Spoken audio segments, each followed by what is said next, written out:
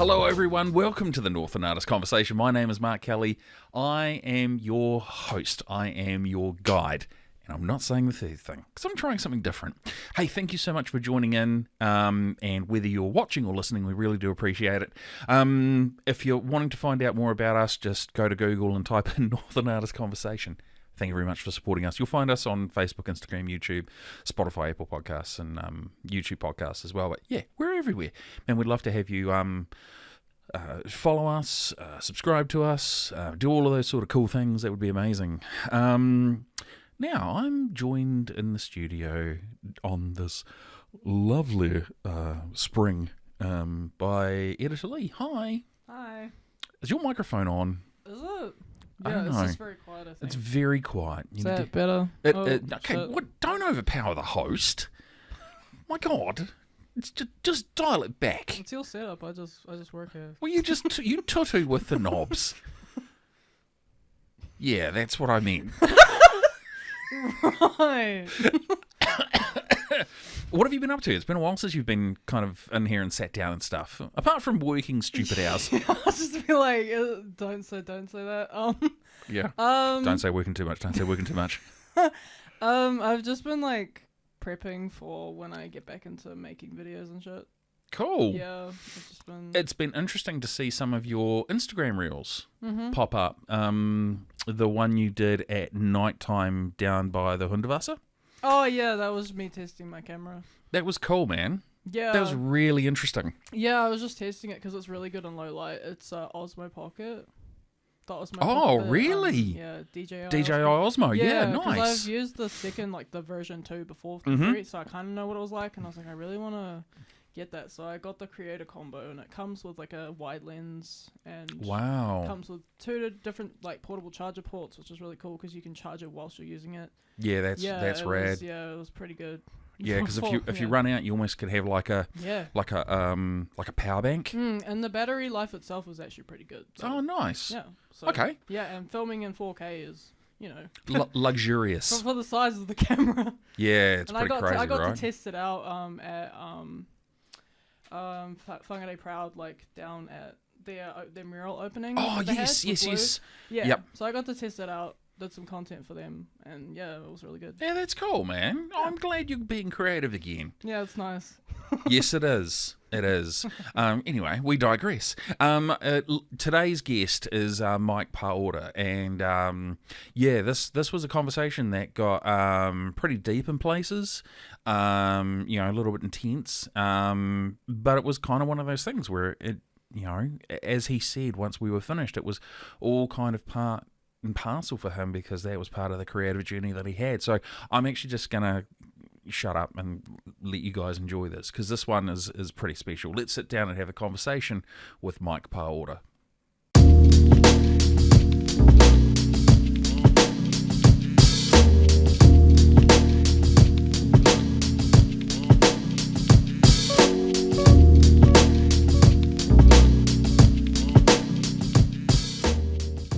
Sometimes I feel like I'm the idiot in the chair, and it's all designed to make people look good, and that's why I do it that way. But yeah, some people are like, oh, okay, oh shit, he's a real dick. No, I'm not. I try not to be. Definitely not too Charles Dickens.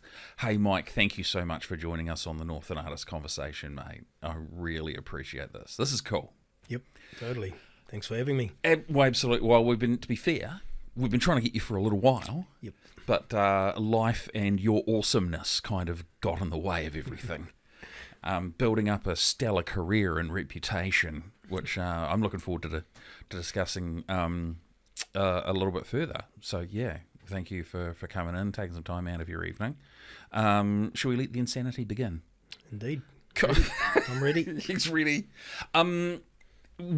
You, as we were talking before, you've had quite a few different creative expressions over your lifetime, and dare I say, still got a lot more to go. Yep.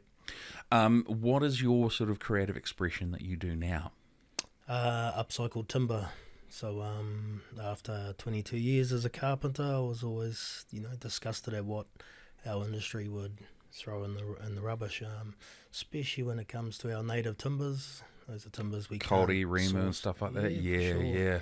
So I just would do my bit to save them and would come up with ways to utilise them. So it's like timber from like old houses that are getting like ripped down or renoed? Yep, totally. Yep. Wow, okay. So let's go all the way back. And obviously you were born at some point. We can go back that far.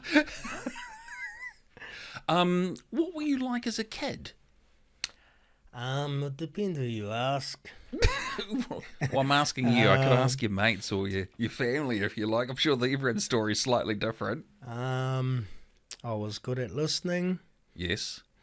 No, I wasn't. Okay.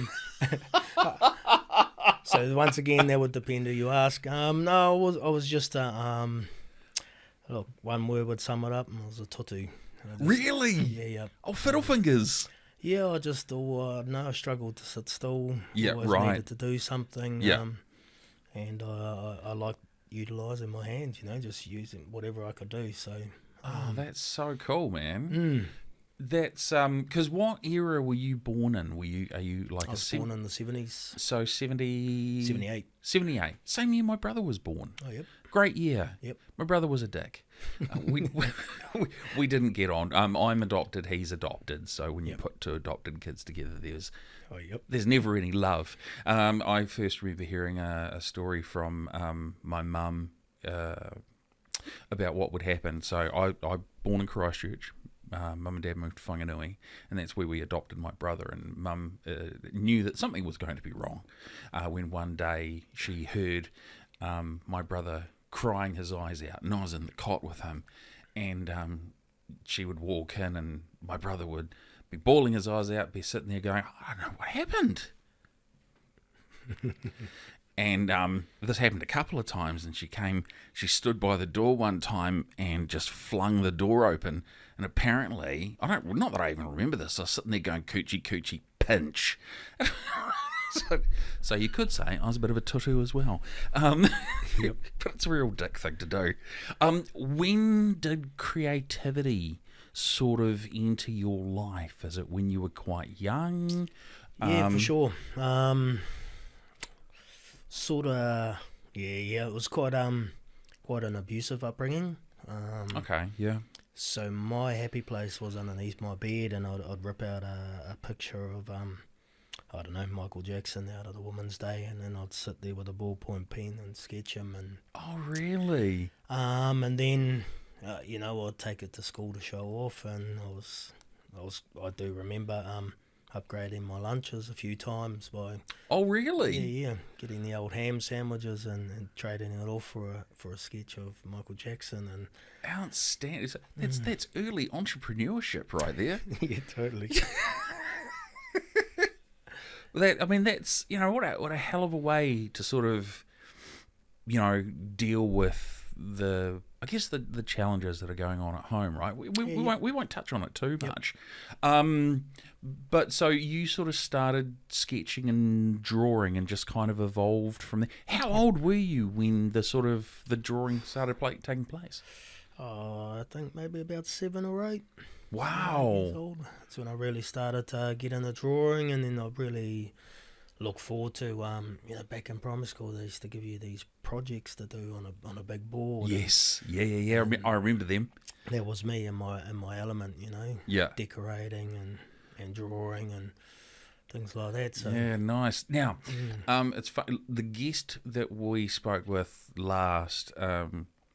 She's now a graphic designer by trade, and I brought something up with her that I haven't even thought of for maybe 30 years, and I'm just going to throw something at you and just see if you remember. Cast your mind back to school. Yep. Did you ever used to use something called the lettering book? Oh, absolutely. I've still got one. No, really? Yep, still got it to this day. Yeah, oh, sure. The blue book. Yep. Oh, wow. And it was bound on one of those ring things. Spiral rings, yeah, man. Yep, still got mine. That's so crazy. I lost mine years ago. Oh, yep. So, man, and the original one, right? Yep. Far out. Yep. I still got mine. I love it. Do you use it? No, not anymore. No. Not anymore. We've got Adobe Illustrator for that sort of stuff now. Yeah, well, I sort of don't. I'm not too much of a tech wizard, so I don't use Adobe or anything like that. Oh, okay.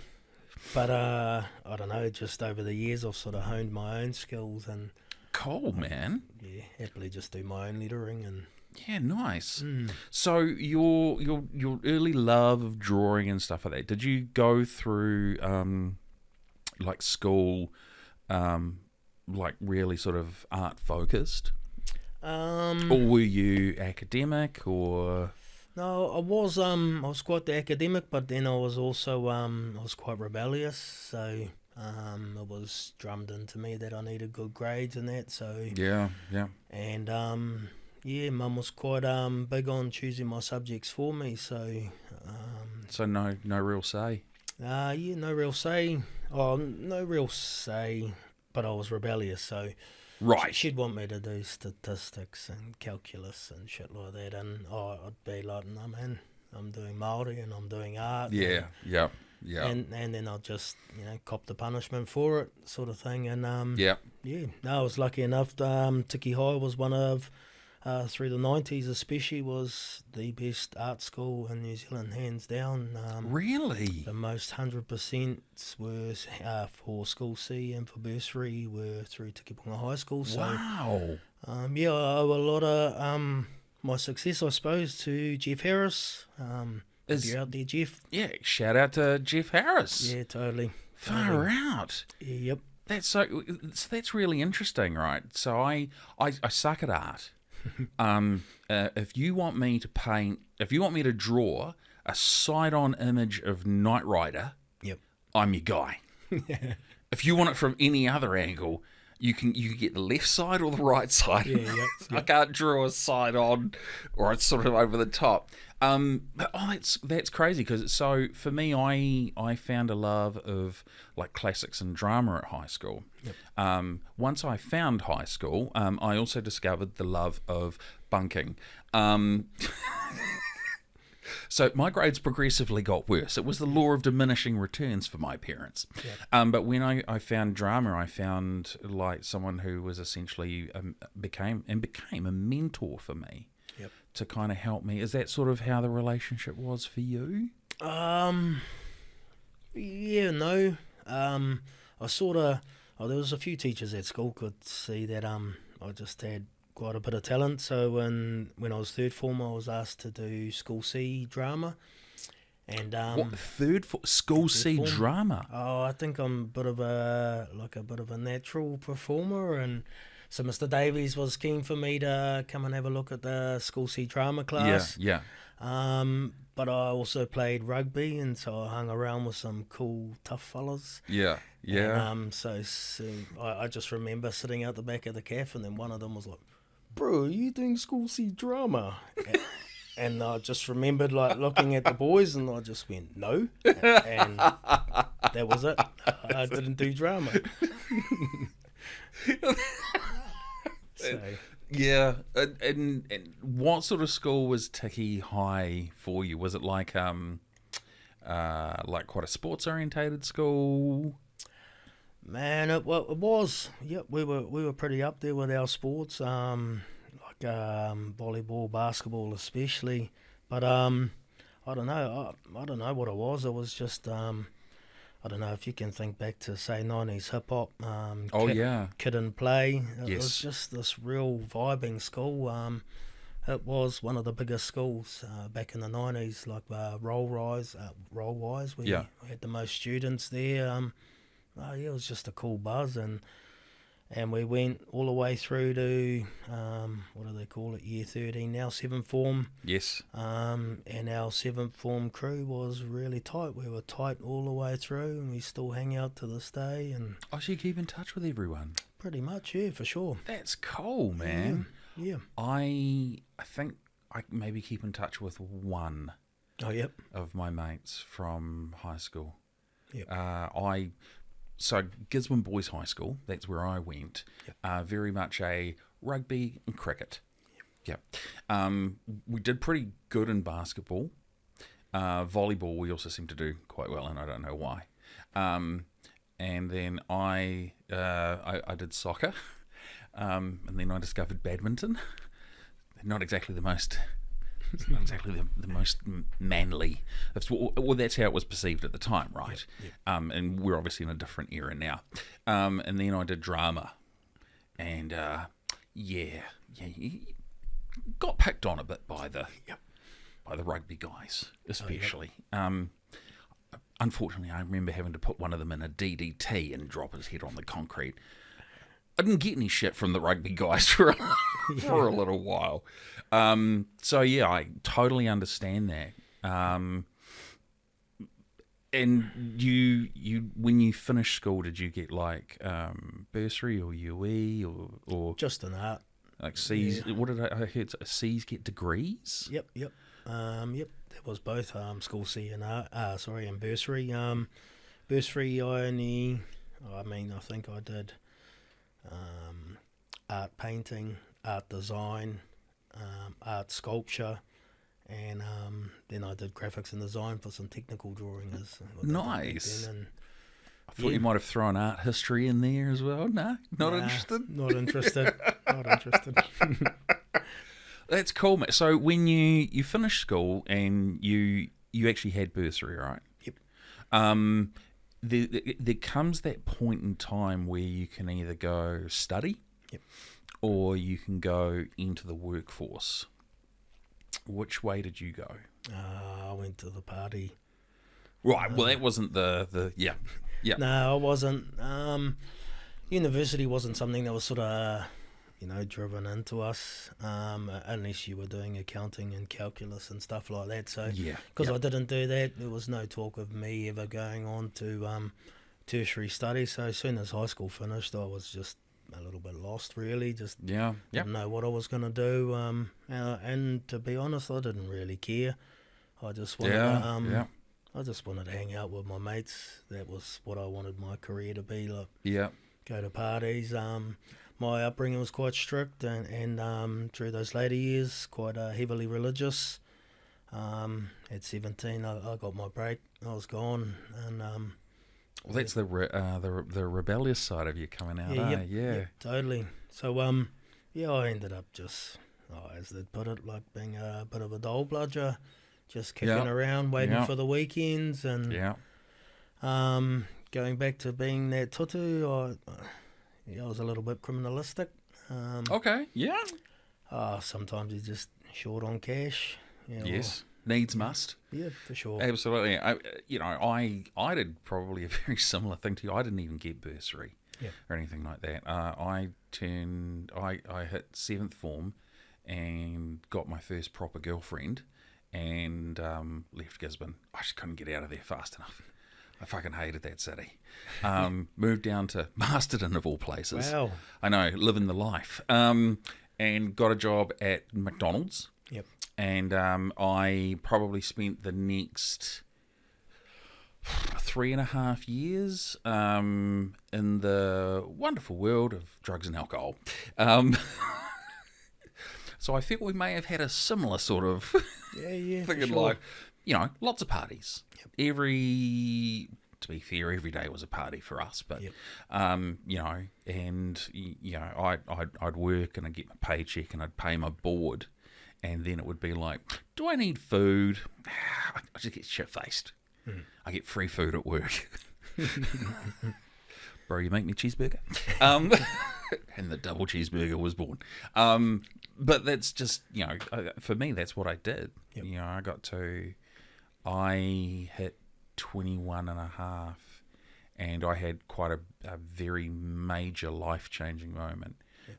I don't actually think I've shared this on the podcast, but I'll share with everyone now. I had been up to Auckland, and I'd purchased some marijuana, and I'd taken it back to Gisborne, and I rolled up a joint, and it was laced with ketamine, and I saw my own funeral, and I saw how I died. Yep. I haven't touched drugs since. Oh, yep. Yeah, because I woke up in a bathtub. next day. But you know, life choices. Indeed.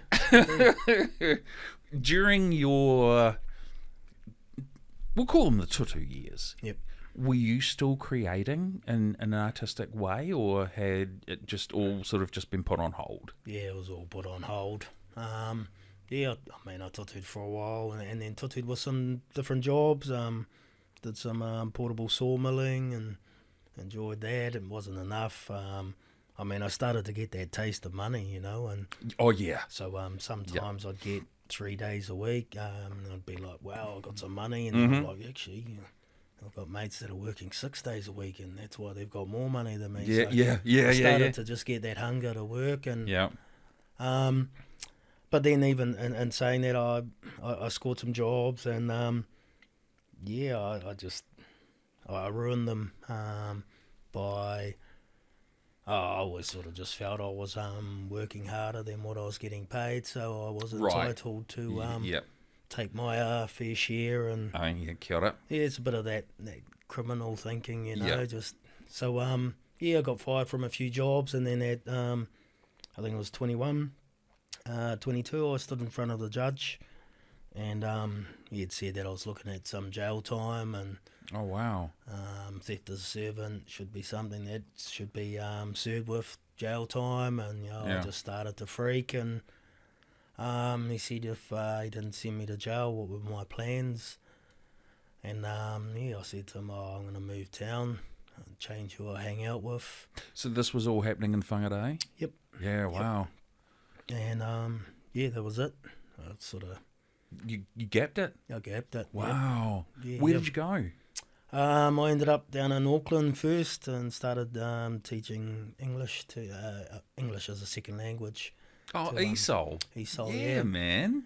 And then just faked it.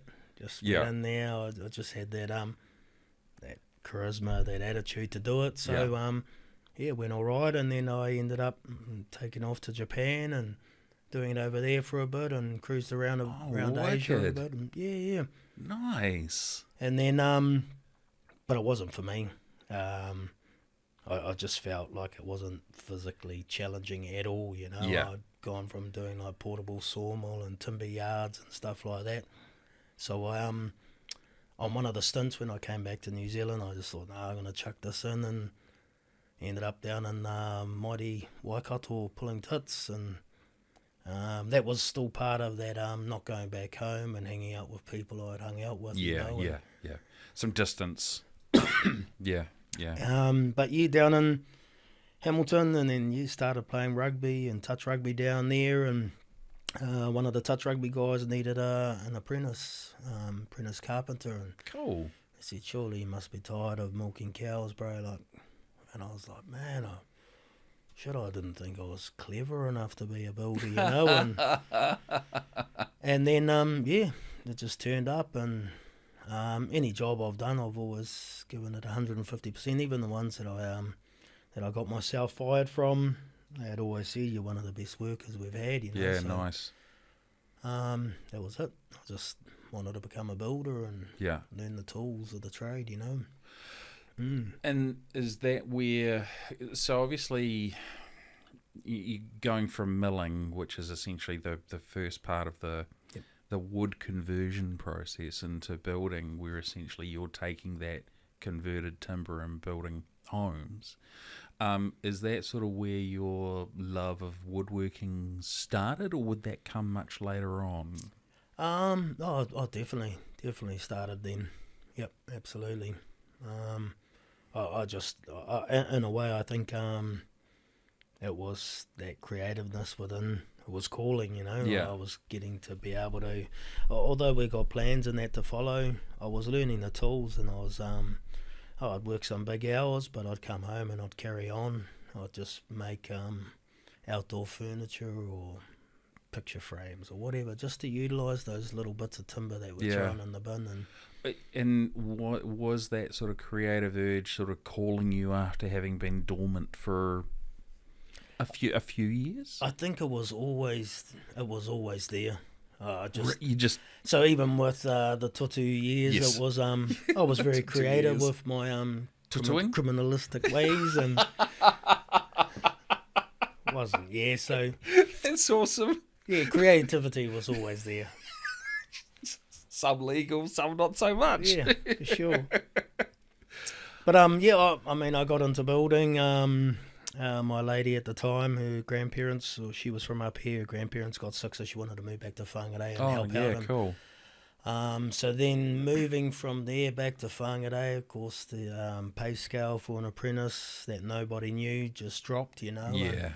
So then I started bringing home the bits of plywood and half sheets and stuff, and pulled some spray cans out, and that's pretty much where Sketchy Fella really kicked off. I was just, if a mate had a 21st birthday and he was a big Jimi Hendrix fan, he got a half sheet of ply, Jimi Hendrix painting, and just anyone. I was just pretty much a human photocopy machine, and But that's a really unique skill to have, though. oh yeah, for sure. Yep. As someone who is jealous Yeah. of people that can draw and do that sort of stuff, was obviously with you starting off doing the drawing and stuff like that. Did that sort of assist with the transitioning into the woodwork and the jib stuff? Yep. Absolutely. Because you weren't obviously you weren't creative in the traditional sense during the tutu years, but was it sort of easy for you to pick it up and just like re-hone those skills? Yep. Like as in like riding a bike, or just did it take a bit of time? No, I picked it up pretty damn quick. No. Wow. And then you go to the 21st, you give the gift, and there'd be 10 people there going, whoa, can you do me a Bob Marley? And just this trickle on effect, you know, and Yeah. so that's what I would do on my weekends, and would earn me a little bit extra coin from the building, and yeah. That's a great way to do it, though. Yeah, for sure. And then I mean, it is like art now. It's up and down. You got to take, you know, the highs and the lows. So, I don't know. I just did it, but I didn't really take it seriously. So the move up here for your partner to be closer to her parent, was it her parents? Grandparents. How was that? Because when I left Gisborne to get away from a particular set of people that were not a positive influence in my life, and I went back probably 8 years later. Was there a sort of a struggle to keep separate from those people that had been in your life, or was it one of those things where it's like they'd all grown up or moved on? No, it wasn't difficult. I just knew that that wasn't a life for me. You know, nice. I had much more to offer, and stopped hanging around, say, like the heavy drug users and stuff like that. Yeah. So you sort of you'd grown up. Yeah. In some ways. Sense. Yeah. In a sense, yep. Now we were talking inside before, and your drawing and your woodworking is not the only creative thing that you've done before. No. Which I find is incredibly fascinating. Yep. Stand-up comedy. Yep. While you were living in Hamilton. Let's talk about stand-up comedy, because that's... Yeah. I don't believe we've actually had a stand-up comedian. And I know it's hard because you'll get these people that'll be like, oh, you're a stand-up comedian? Tell me a fucking joke. Yeah, yep. And it's like, that's not how it works. Nah. Were you one of these sit there and graft and write out the jokes, or were you just really off the cuff? Off the cuff. Just made it up as I went along. Yeah. I had a very close mate, Kitty, who was working at the Hillcrest Tavern in Hamilton, which I spent quite a few nights at. But she said, I've got this comedy night coming up, and I've entered your name, and it's an amateur comedy night. And I was just like, no way. Absolutely really? No way. Like I said, I'm not getting up in a pub. Like, fuck, no way. And she kept saying, like, oh, you know, you can win all this Waikato piss, and there's like $1,000 cash, and I just said, no, I'm not interested, man. Yeah. Really? And then we, as a group of mates, we all sort of went along for the night, and Yeah. she said, your name's entered, and I said, no, I'm not going up. And I got in there, and the place was packed, and I was like, absolutely not, I'm not getting up there. And Yeah. then I think it was Michelle Arcourt. I think she was the host of the night. Yeah. So Yeah. she had come out on the stage, and she was like, is Mike Paora here? And I was just like, head down, no, don't wave out, man. Don't make eye Yeah. contact. And so that was it. She went backstage, and then the first 3 people come out. The first 2 were booed off the stage, and the third person was pretty much removed off the stage by security. So Oh. it was looking like a massive failure of a night. Yeah. Gish was one of the judges. What do they call him? Boy with tape on his face. He was one of the judges. Sam. Sam. Yeah, I can't remember his last name. Yep. And then, he became Tapeface and went on to America's Got Talent. Absolutely. Yeah, man. So then, I actually started to feel quite stink for the organisers. Like, these people putting themselves up there, and they weren't funny, you know. And so I just didn't say anything to my table, my friends or anything. I just went, fuck it. And I just jumped up, and I walked to the backstage area, and I walked in, and I went, how's it on my Paora? And she was like, where the fuck have you been? And I said, doesn't matter where I've been, I'm here now. And I said, you need someone to go out on stage. And You need a hero. just to liven the place up. And Yeah. she was like, would you go out now after that? And I said, yeah, totally, man. That's the perfect time for me to go out. And she was like, it's just going to be a tough crowd. They've been let down 3 times. And so I just went out there, and they were just eating out of my palm, really. Wow. We're supposed to do 3 minutes. I think I went on for like 7 minutes. I'm not much of a joke teller. It's just more heaps of those stories from those tutu years. Oh, the funny anecdotes and stuff. Yeah, just sharing the stories of things that happen. Change the names. Yeah. Things like that. Just got a massive chair, and took the night out, and so primo. That's so cool, man. I've gigged in Waikato a few times, and they're such a lively audience once you get them going. Yep. That's one thing I've always loved about doing that is, when people from when you can connect with a crowd, you can do anything. Absolutely, yeah. And then when you're on stage, all the bright lights are in your face. You don't see the 400 people out there. You only see a few of them. You know? So front 2 rows. That's about it. And your nerves sort of. I just felt they just seem to drop. You don't see the big crowd that's filled up the pub, you know. But from there, sort of got to go up to the comedy club up in Auckland on Queen Street, and great venue. Yeah, totally. It was cool. And then cool meeting some of the people that had been doing it for a while, and just learning from them. And so I did that for a few times, and then just thought, I've achieved what I wanted to achieve here. Well, yeah, because it's not like it's something that you were like, well, this is a goal I want to do. I want to do stand-up comedy. I want to be good at it. Yeah. For you, it was almost like, okay, give it a punt. Yeah, for sure. What's the worst that can happen compared to the first 3 idiots? Yeah. And you didn't suck. Yeah. But maybe the crowd was like, come on, we're here to laugh. Yep. And the fact that they got you was like, well, this is a bonus. Yeah, something like that. Oh, you? Or they were just really pissed at that point. Yeah.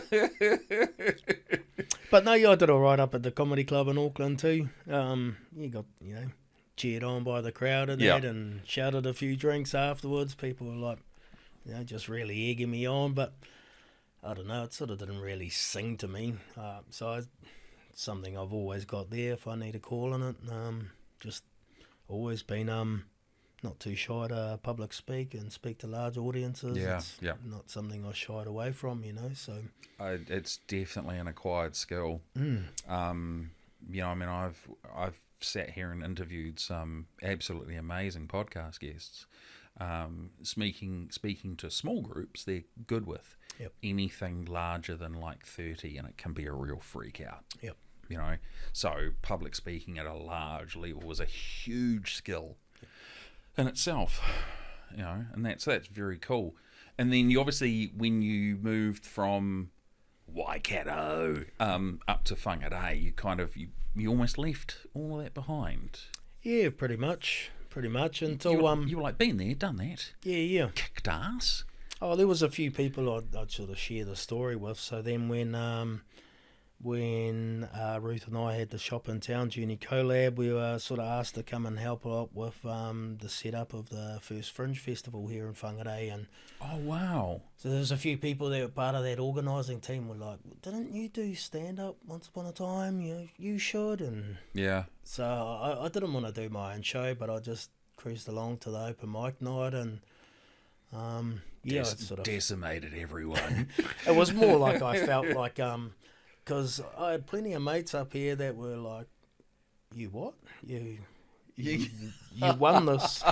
You were at the comedy club? Like, and I was like, yeah. And so they had never seen they always knew I was a bit of a joker and a larrikin sort of thing. Yeah, but to see me get up on stage, I was like, yeah, man, sweet, I'll do it. And I'll get up there and do it. And it is. It's just like riding a bike. You just it's all muscle memory, eh? for sure. Like it comes back. Yep.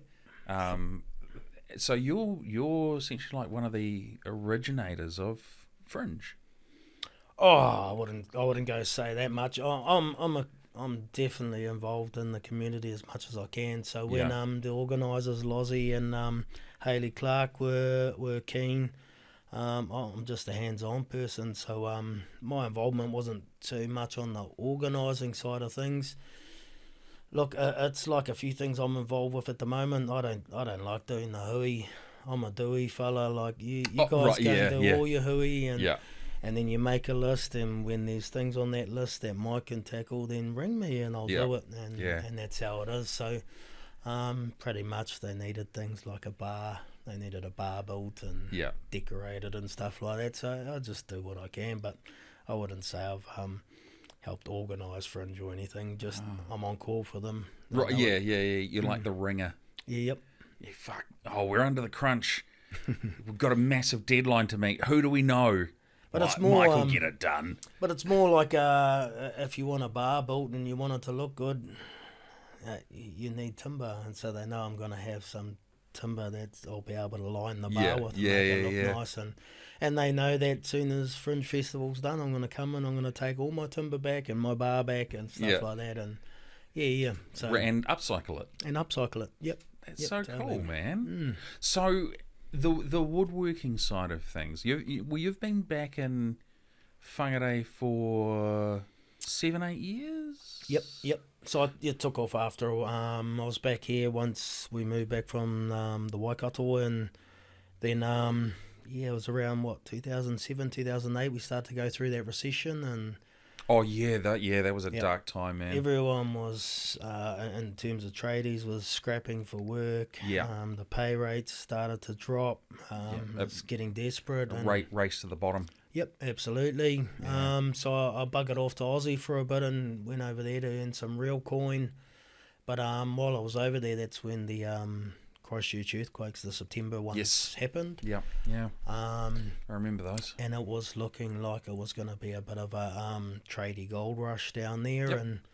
So I moved back sort of just before Christmas, and then boom, the February ones happened. And I think it was only about 6 months later I was down in Christchurch, got tools on and going for it.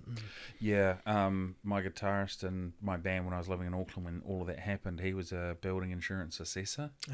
And he would fly down, work there for a week. 5 days. Like he'd fly down like really early on the Monday. Do 5 days worth of work, fly home, and we might have a gig on Saturday, for example. Or if you caught an earlier flight, we might have a gig on Friday. But he was making thousands in a week. Because it was just, I remember that time so clearly. It was one of those things where I went down after the second one. Yep. And I remember walking around Christchurch, not where the cathedral is, but there were some older churches by the river. Yep. And you could see these bridges, the walkway bridges, and they were just warped and twisted to Absolutely. all manner of buggery. And yeah, it really put into perspective how bad it was. Yep. You'd see a road and it would just suddenly drop Yep. a foot out of nowhere. That was a very dark time because you had the CTV building collapse as Yep. well. Yeah, wow. And yeah, obviously you make money out of it, but also you're there to help. For sure. Because it's New Zealand. Yep. New Zealanders were helping New Zealanders. Yep. And it was a huge, devastating thing that I don't think we'd seen since the earthquake in Napier. Yep. Which is pretty big. Before my time. Thankfully, a few years before mine too.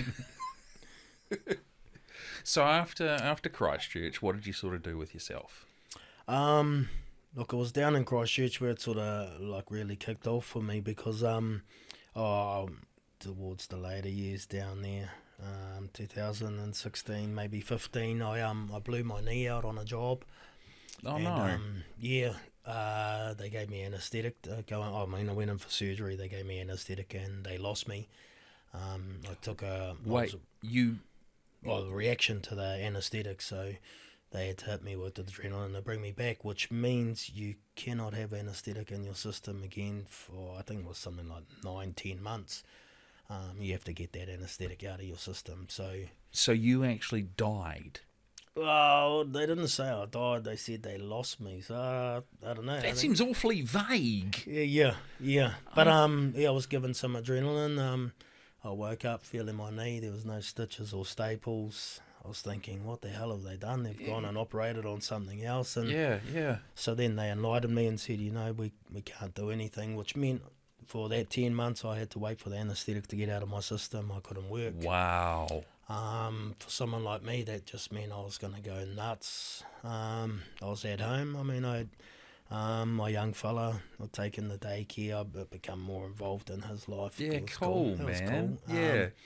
But during the day, it was just, I was going nuts. So I went into town. I got some premium paper and some premium pencils, and I just started sketching and had an uncle down there who was just blown away by my pencil work and just said, oh, look, I've got this guy that's and his brother-in-law. He said, so there's 3 of us, we're some talented artists, would you jump in with us and we'll do this little exhibition in this tiny little gallery. It was maybe twice the size of this, and it sort of didn't really kick off. I did some Goldie sketches, chiseled nice. mookors and stuff like that. Yeah.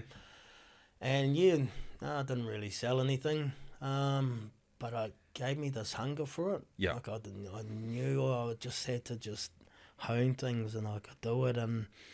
But my wife wasn't too keen. I was earning good coin building. Why would you go and change your career and stuff like that? That's a tough one, man. 'Cause Yeah. it's not like that's so tough because you're not like, you don't go home and you go, I'm going to become an artist. You're like, well, I've got to wait 10 months. What am I going to do? Yeah, for sure. I mean, I'm not going to go, ask someone if they want fries with their order. Yeah. Yeah. But we went, so we ended up divorced. Yeah. And then I found my own place, which was quite a challenge for me mentally. It was okay being on the construction sites because I could just turn everything off, and be the macho man that I was, But then going home I used to go home to 3 kids and a wife, and 2 dogs and a cat, and suddenly I was going home to this like apartment. It was just me, and Yeah. Yep. I couldn't bring myself to go shopping for anything. But I just, on the job I was on at the moment, there was all this selection of timber, and I thought, if I took this home, I could actually just make my bed and make a headboard out of it. It sort of just started coming along like that. I had a huge double garage. I just slowly started tinkering away, but because I wasn't really dealing with it, my mental health kept declining. I ended up getting physical with a young electrician on a construction site one day. It was self-defence, but I'd gone to a snapping point. Right, okay. You'd reached that. Yep. Yeah. And then I just, I was off to end it. I thought, not only have I lost my family in that, I've lost my job.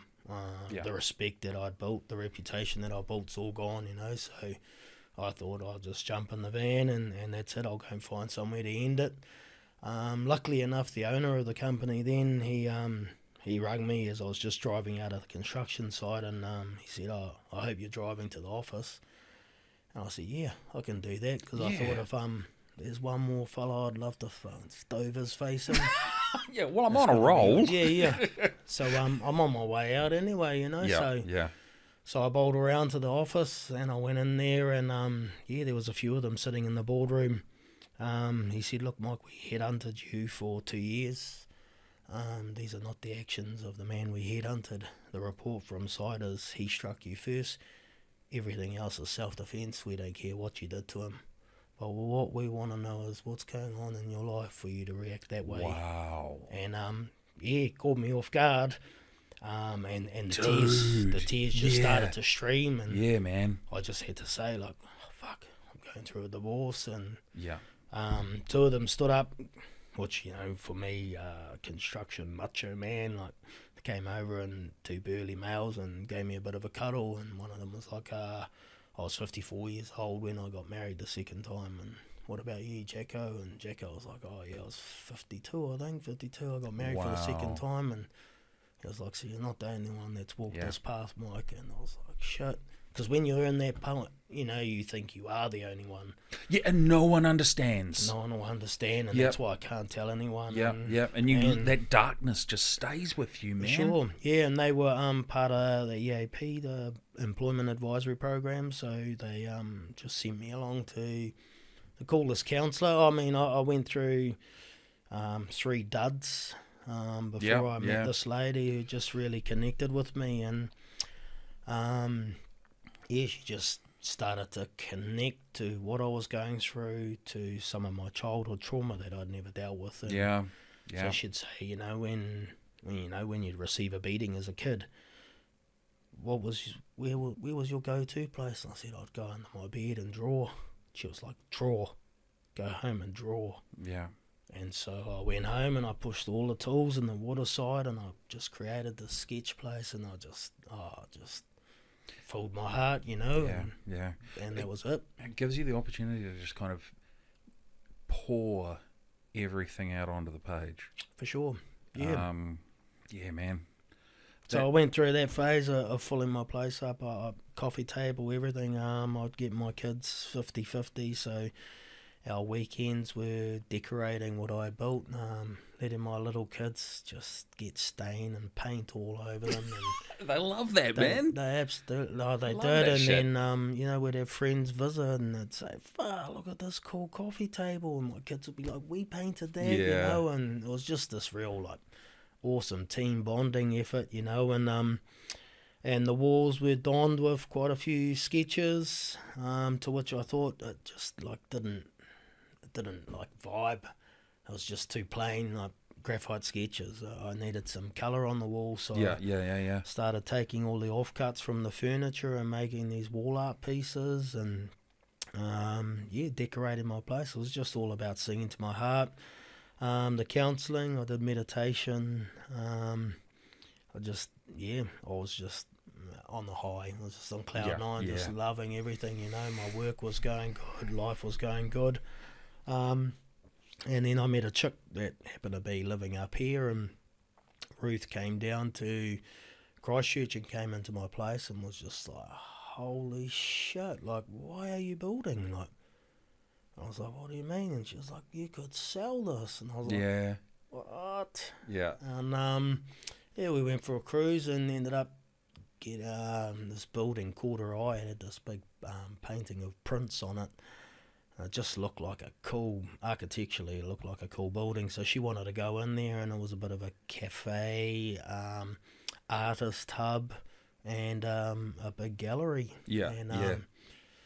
so I was just like walking around checking the place out, and she was at the counter saying, "Man, you guys have got to talk to this dude. He just lives down the road. His stuff's Yeah. phenomenal." And Yeah. so then he came over and he was like, "Bro, could you bring some photos in?" And yeah, I took some photos in. A week later, he locked me straight into an exhibition, and that was the real birth of my artistic career.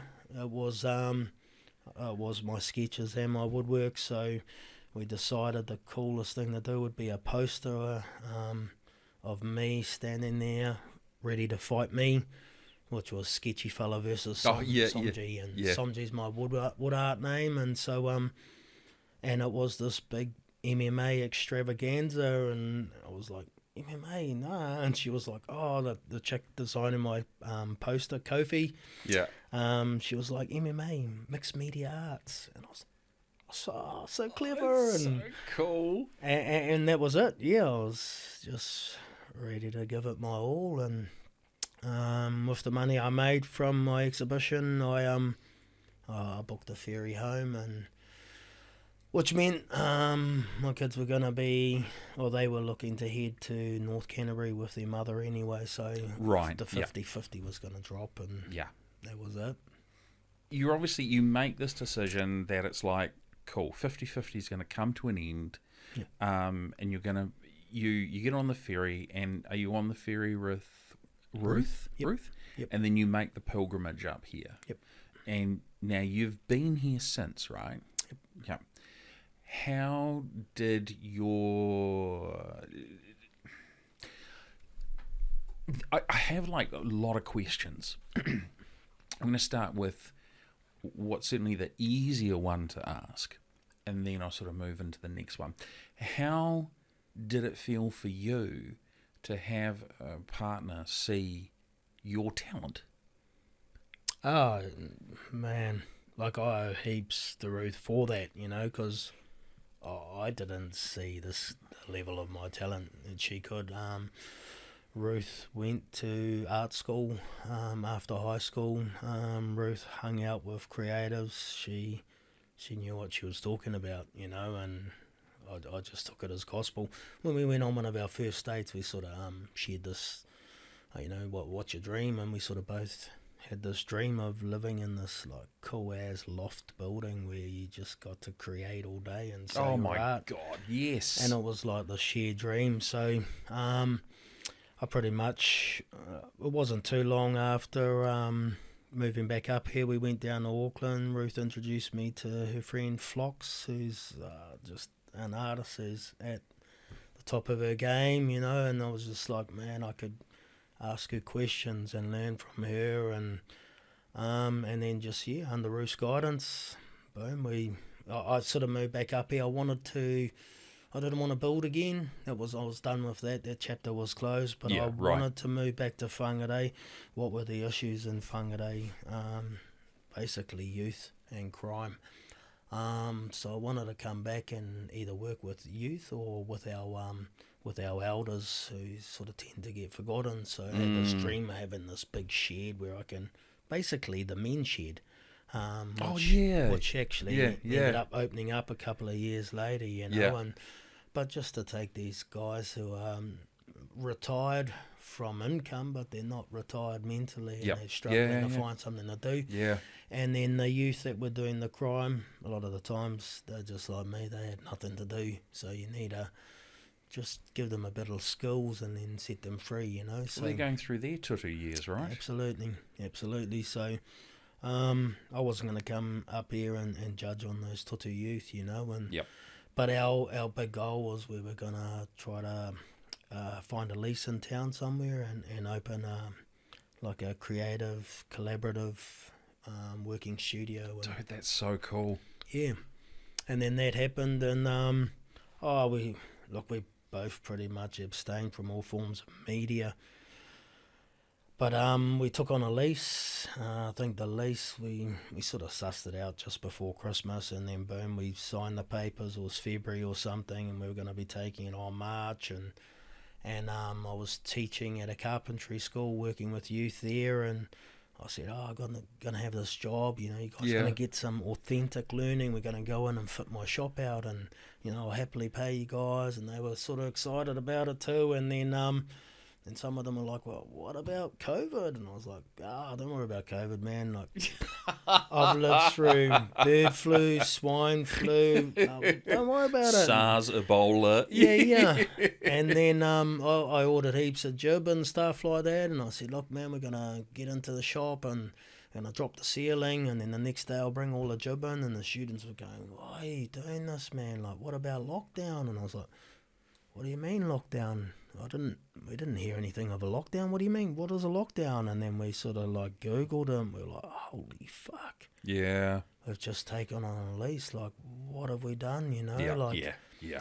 So, yeah, it was quite a anxious time for us. Soon as we did go into lockdown, it was like, what have we done? We just poured money into this. And but from lockdown, that page, New Zealand Made Products, which later become Choice, they fired up, and there was just 5 million people at home stuck on their screens and that looking at these things. And so I thought, oh, stuff it, I'll just do a post on there. And I did a post, and I think I got something like 7,000 reactions to the post. The comments were coming thick and thin. I was thick and fast. I was getting heaps of messages. Could you make me this? Could you make me this? And I was like, let's just deal with this COVID bullshit, lockdown bullshit, and we'll come out the other side. And if this isn't a sign that we're on the right thing, then I don't know what is. Fuck yeah, the universe is telling you you need to create. Yep. You need to do shit. Yep. And you've gone, you almost have to make this hard pivot where you go from tutoring, mentoring, life coaching into just creation. Hell of a pivot, man. Yeah, but then I knew it was going to happen. I was going to end up mentoring and guiding young ones through as creatives, because I can think back to Mum always saying to me as a kid, stop tutoring. Stop tutoring. I'm the parent now that's saying, like, tutu hard. Yeah. Because you're going to find some skills you never knew you had, Absolutely. And so, I've been involved with Tukipunga High School, done the Creatives in Schools program. I was given a group of 24 students to create a large wooden mural. And oh, wow. And just was in my element there, like passing on my skills and knowledge. And having the shop was just a cool way to like let whangarei know that I'm sort of here, and it's a hell of a fucking statement as well. Oh, for sure. You get it, lockdown happens, you obviously reach a point where you can sort of go to places. So I'm guessing you were able to go there and kind of fix things up. What, during lockdown? Yeah. Nah, not really. Not really. The police were sort of cruising around the CBD. Oh, right, There was quite a few business owners thinking, we could use this time to paint our store and that. And like I had said to the police, like, fuck, it's just me in here, bro. Like, I ain't popping no one's bubble. I'm in my bubble. Yep. He was like, yeah, but imagine if every shopkeeper came into town thinking the same thing, then we've just got all this movement again. And I was like, but you're all socially distancing within 2 meters. Yeah, but that was before that came out. Oh, right, okay. It's just in that first lockdown. Where everyone sort of didn't really know. Freaking out, man. Yeah, totally. So, we just seen lockdown through. I just, I went down to the G&H training and I run the gauntlet. Loaded up the van, threw some power tools, some big machines in the back of the van, and strapped timber to the roof. I didn't have roof racks. I just took as much stuff home as I could and thought, just pump out as much pieces of art as you can. So when the time comes to open your shop, then you've got pieces to go and you'll be ready. And not long after we sort of come out of lockdown, it was July the 4th, we opened our store and had a bit of a grand opening, and then it was like, I think it was only like 6 weeks later, second lockdown. We were locking down again, And, I remember that. But then for me, it was like, well, I don't care. Because I'm still clipping the ticket from the carpentry school. So I get paid to stay home, but I'm also just creating, you know. Yeah. So it's just, probably much to the disgust of our neighbours. The machines were just going for it, but You know, I mean, if they're not going at like 10 or 11 o'clock at night, who oh cares? yeah, totally. You I was know? very respectful in that Well, sense. exactly. You strike me as the respectful guy, like, you know, maybe from 8 till 6, maybe, for example, you know, have that sleep in. Yep. You know, we'll cut at dinner time. Totally. But that fucking 10 hours, you're just going to create hard. Yeah. Now, you've got something very cool coming up Yep. down in Auckland Oh, yep. that we were talking about before. Now, what's the date of that? Sort of kicks off on the 18th. That's a private viewing Of the sponsors September? and VIP. Yep, of September. Okay. And then it's open to the public on the 19th, 20th and 21st. Art in the Park down at Eden Park. I've also done... I'm a committee member for Collaborations New Zealand team, so that's where we gather out at underneath Mount Manaia at the Baptist camp there, and we have about 70 artists, international. I've Everybody heard comes about together. this, Yep. yes. And heaps of donated materials, timber, so woodworkers tent, metalworkers tent, rock sculptors tent, ceramics, fibre, glass, everyone's there, and we just go hard out for a week and make as much art as we possibly can. So I'm still relatively new to the art scene, but the previous collaborations that we done, there was quite a few artists there that not long after collaborations, they were doing art in the park, and I was like, well, what's art in the park? And I was just, asking them heaps of questions, and there was a couple of them that put my name forward to the organisers and said, Mike it'd be awesome to be in the mix. So I opened my emails earlier this year, and there was this invite to come and do art in the park. So That's wicked, though, I was man. just like, yeah, man, I'm keen. But is it okay? Serious question for you. Some of the guests that we've had on have what they call imposter syndrome. Oh, yeah. So this next question is going to be in relation to that email. Yep. When you got that, were you thinking, I've made it? Or were you thinking, how the fuck did I get here? I'd already overcome imposter syndrome the first time I attended collaborations. To be in the mix with some of the most elite artists in the world, like you just straight away, you become numb. You don't know what to do. Whatever I'm gonna do is never gonna be good enough. But I just faked it till I made it, and I just kept, and I've got that charming character to just get in there and talk my way personality. just talk my way into things. And but then there was a couple of the old boys that they struggle to lift the big slabs and stuff like that. And so on the last day, there was some slabs left, and Albie Hall said to me, man, you couldn't take those and turn them into tables, like get them ready for tables. And I was like, oh yeah, sweet as, I could dress those up. And he said, I'll take care of the legs, you just get those 10. So I just went for it, and they just seen my my drive, my work sort of thing. So after the event, they were just in my ear and said, there's some absolute great fellas just saying, you remind me of me when I was at your age. Wow. Keep it up. And I just felt that imposter syndrome just start to leave me. Yeah. But I was there thinking, have I done enough to get the welcome back next time, and because that's what all us local artists are trying to bank on. And a couple of weeks later after the event, they rang me up and said, we'd really like you to join our committee. And I was just like, whoa, shit, that's... I'm in. And then after the fourth meeting, I think it was, I was like, you know what? Nah, I'm out. I said, there's too many meetings for me. Like, too much hooey, not enough dooey. Yeah. And we're going around in circles. So they just said, oh, look, we'd still really want you to be a part of the mix. And so as it got close to the second one I did, I started to get real busy with orders and stuff, and I rang them up and I said, look, man, I'm just going to pull the pin there. I sort of can't dedicate 10 days to you guys and stop earning, you know, like I'm out. And the organiser, Trish, she was our chair at that time. She said, that's a bummer, Mike, because I really wanted you to work with Benoit. Now, when I started playing with the idea of being an artist and going through my divorce, sitting in my little place by myself, I spent a lot of time on Pinterest for inspiration. Oh, man, Pinterest, yeah. And I come across the work of this fella, Benoit Averley.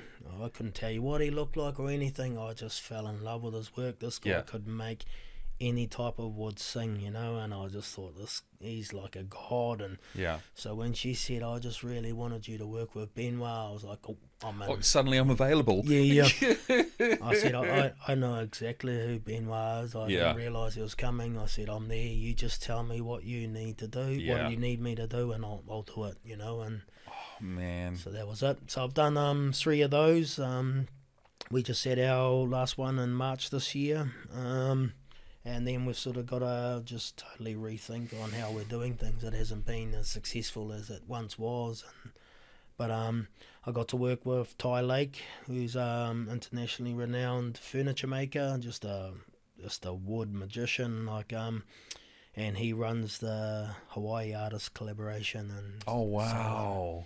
So, he gave me the invite to come over there in November and go make some art over there. So you're off there in November then? That's the plan. Good man. Yep. Where can people find your work and creations now that was the shop shut? Yeah. Yep. Where can people sort of have a look and see some of your stuff that you've done before? I mean, you can just Google, Google, and I mean, my kids. I was only last year. My kids were like, "Dad, have you Googled you?" And I was like, "No." Why would I Google why would me? I Google my fucking name? Yeah, my daughter was like, "Look at it, Dad, look." And so I was pretty blown away. Like there's quite a few things in there, but it's still selling out of places like Hihioa Cultural Centre. Yes, beautiful place. And then Black Shed Art Space with Claire and her team out in Waipu near the pizza barn. Yeah, nice. And Unity, Matakana, Tanya de Papara has represented me very well. And then, of course, the Poi Room down in Auckland. And then even as far as the collaboration down in New Plymouth and Taranaki. Oh, wow. Those ladies have represented me pretty well too. So, yeah. Oh, and there's...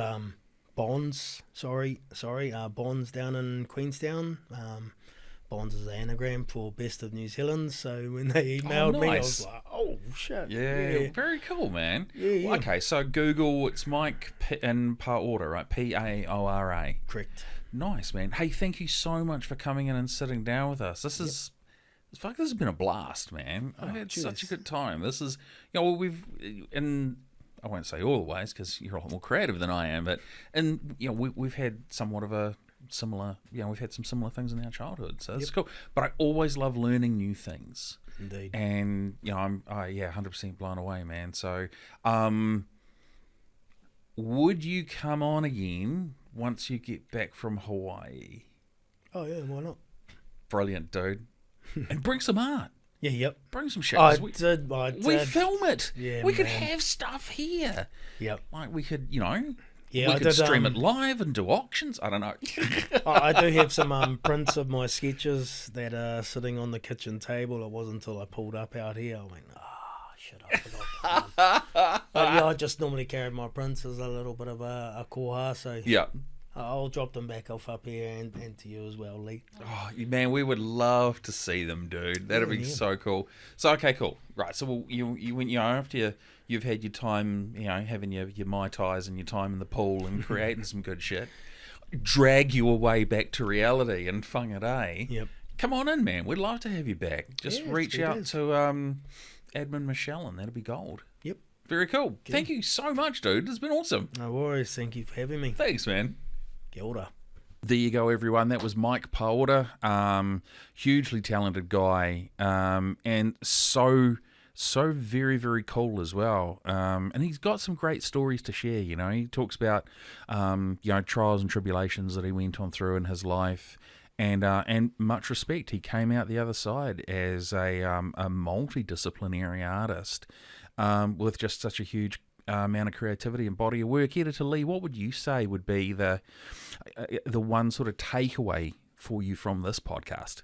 Oh, there were actually a lot of moments. Yeah, I agree. I think I just really resonated with him, like, kind of finding his, like, love for his art, like, just finding the time to be able to, you know, because he had gone through some tough times, and I was like, I can relate to that also, but just as a creative, like, him being able to kind of just fully flesh out his ambition. This is what I love to do. I want to do more of it, you know. Yeah. Like, that was, it was like a recurring thing.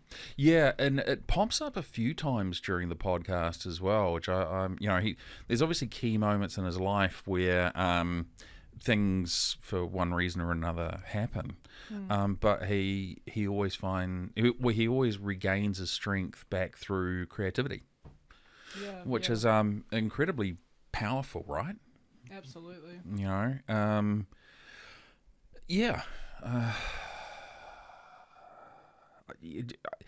even just trying to think of one thing is tough. I mean, you know, he talking about the story when he was on the building site and he lost it against the Sparky, and then going to the boss's office and stuff like that. It's huge. Yeah, huge. To have such a supportive work environment like that is so important. It's so incredibly important. So Mike, thank you so much for sharing, man. That's really cool. I'm going to flick to my camera now. Where can you find all of these amazing podcasts that we have with people? Well, I'm going to quickly run through everything with you now. So for the video or the visuals, you can find us on Facebook, Instagram, YouTube, all Northland Artists Conversation. For the audio, if you're a person that likes to put on an audio podcast and just do other work and listen at the same time, you can find us on Spotify, Apple Podcasts, and YouTube podcasts, all Northland Artists Conversation. If you want to make your life really easy, open a web browser of your choice, whether that be Edge or Google or Firefox or Chrome or Opera. Just type in Northland Artists Conversation. I can guarantee you, like, the top 10 results are us, and you should be able to find something there. If you do see something, please support us. That's really cool. We are on a bit of a drive at the moment, and your support does mean a lot, and we really appreciate it. And if you see something and you'd like to come on, we are starting to get a lot more guests reach out to us and say, hey, I'd love to be on. Email us through our socials, or simply email us at hello at northlandartistsconversation.co.nz, and admin Michelle will grab all of that and she'll reach out and book a time for you, and that'll be super cool. But hey, thanks everyone, really appreciate it. Right, what have you got coming up, Editor Lee? Armageddon. Yes. I know it's a wee bit away, but yeah. By the time this podcast comes out, it's going to be pretty damn close. Yeah. I too am off to Armageddon. What day? The Saturday. Oh, same. See you there then. Yes, you will. I'm taking my son Sean down for his first one. Nice. Yeah, it'll be my first too. I've never been. Really? Yeah. I've just never gotten around to it. Every year I'm like, I'm going to go, and I just don't. Yeah. It's going to be an absolutely amazing time. Yeah. And then the next day, I'm emceeing my local charity event that I do once a year. Oh, sweet. A Hearty Halloween. Is that in Auckland as well? No, that's up here, held at McKay Stadium. Oh, okay. And that's the Sunday of Labour weekend, which thankfully still gives me the Monday to recover. Yeah. Hooray! Yeah. Lord knows I'm going to need it. I'm taking that whole week off. Good for you. Yeah, just so you know. Yeah. I'll be on leave from Monday to Sunday. I'm not available for podcasts during that week. Well, we've been going pretty well. We should be covered. Yeah. And thank you to admin Michelle for booking us with so many guests. Yeah, absolutely. It's absolutely amazing. But hey, if just reach out, keep reaching out, man. We'd love to have you on. So on behalf of Editor Lee, producer Andrew, engineer Steve, and admin Michelle. My name is Mark Kelly. I'm the host of Northland Artists Conversation. Hey, thank you guys so much for tuning in, checking us out, and we'll see you guys real soon.